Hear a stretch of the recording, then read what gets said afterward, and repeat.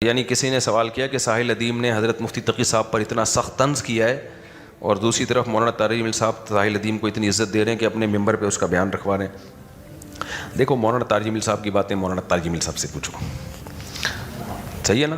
انہوں نے بیان رکھوایا نہیں رکھوایا, کیوں رکھوایا, کیا پلایا کیا کھلایا, تو وہ تو ان سے پوچھو. باقی جہاں تک ساحل ادیم کا وہ کلپ کل میری نظر سے بھی گزرا ہے جس میں میرا خیال ہے سامنے قیصر راجہ صاحب تھے نا, قیصر احمد راجہ صاحب کے ساتھ ڈیبیٹ کے دوران ساحل ادیم صاحب نے یہ کہا ہے کہ مفتی تقی عثمانی صاحب نے سود کو حلال کر دیا. ایک تو ساحل ادیم صاحب کا ایک تو انداز بیان بہت متکبرانہ تھا.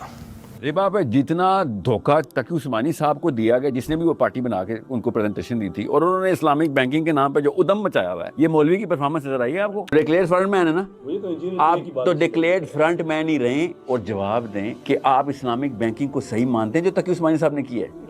یس نو کوسچن کیسر اٹ ازنٹ. تو کون سے مولوی کے فرنٹ مین ہیں آپ؟ نے ان دو نمبروں کے فرنٹ مین بنے ہوئے, میں نے کہا ہے نا, جنہوں نے سود عام کر دیا. سو آپ سود کے بنائے ہوئے سسٹم کے فرنٹ مین ہیں اس وقت. آپ کو ابھی میں نے کہا ہے نہیں سر سنیں, اسلامک بینکنگ سود کا دوسرا نام ہے کہ نہیں؟ دبئی اسلامک بینک نام لے لیتا ہوں. دبئی اسلامک بینک میں تقی عثمانی صاحب کا فتویٰ ہے, ٹھیک ہے. میزان بینک میں تقی عثمانی صاحب کا فتویٰ ہے, کام وہی ہو رہا ہے, نام بدلا ہوا ہے. اب چونکہ میں مفتی نہیں ہوں تو آپ نہیں کہہ سکتے, تو آپ فرنٹ مین کیوں کہتے ہیں اپنے آپ کو سر؟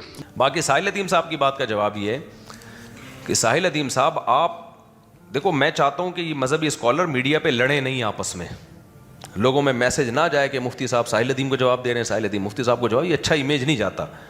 لیکن آپ بھی تو اپنی زبان کنٹرول کرو نا. آپ کے علم کی حیثیت کیا ہے مفتی تقی صاحب کے مقابلے میں؟ تو آپ نے اتنا طنزیہ لب و لہجے میں بول دیا کہ انہوں نے سود کو حلال کر دیا اور یہ کر دیا اور وہ کر دیا ہے. آپ سود کی ڈیفینیشن بتاؤ, سود ہے کیا؟ ربا النساء اور ربا الفضل میں کیا فرق ہے؟ حدیث میں جو 6 چیزیں آئی ہیں نا کہ تماثل کے ساتھ ان 6 چیزوں کو بیچنا حرام ہے, اس کی علت کیا ہے؟ تو آپ ان اسکالر سے پوچھیں, ان کو نہ ربا النساء کا پتہ نہ ان کو ربا الفضل کا پتہ. ان کو ربا کی ڈیفینیشن ہی معلوم نہیں ہوتی. جس کو ربا کی ڈیفینیشن معلوم نہ ہو وہ کیسے کہہ سکتا ہے کہ یہ اسلامک بینکنگ جیسے ڈرامے بازی ہے؟ پھر شریعت نے ربا کے آلٹرنیٹ کون کون سے سود سے بچنے کے لیے جو متبادل نظام دیا ہے, وہ کون سے 6 عقود ہیں جو بینکوں میں چلائے جاتے ہیں؟ بینکوں میں 6 عقود چلتے ہیں, مضاربہ, مشارکہ, مرابحہ, اجارہ, استثناء, سلم. آپ کسی ایک عقد کی ڈیفینیشن بیان کر دو, نہ آپ کو مرابحہ کا پتہ, نہ اجارے کا پتہ, نہ اجارے کے حکام پتہ, نہ آپ کو استثناء کا پتہ, استثناء کسے کہتے ہیں, نہ آپ کو سلم کا پتہ, نہ آپ کو مضاربہ کا پتہ, نہ آپ کو مشارکہ کا پتہ. ہر ایک عقد ان میں ایسا ہے جس پہ مہینوں پڑھنا پڑتا ہے, تب جا کے عقود سمجھ میں آتے ہیں, اس کے شرعی احکام سمجھ میں آتے ہیں. آپ نے پڑھے ہیں کیا یہ عقود؟